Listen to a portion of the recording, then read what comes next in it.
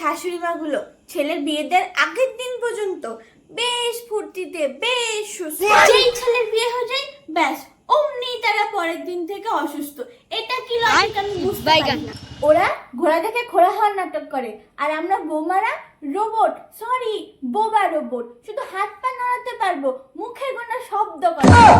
ছেলের বিয়ে দেওয়ার আগের দিন পর্যন্ত বাড়ির সমস্ত কাজ করেও তিনি হাঁপাতেন না, এখন এক গ্লাস জল ঢেলে খেতেও কিন্তু বৌমারা বাড়ির সমস্ত কাজ করবে, সবার জামা কাপড় পরিষ্কার করবে, সারাদিন ভূতের মতন খেটে খেটে রান্না করবে, কিন্তু সে হাঁপাতে পারবে না।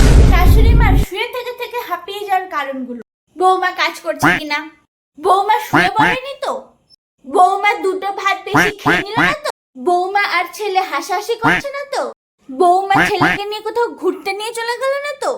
এইসব ভাবতে ভাবতে শাশুড়ি গুলো হাঁপিয়ে যায়, তাতে শাশুড়ি গুলোর কোনো প্রেশার কমে না।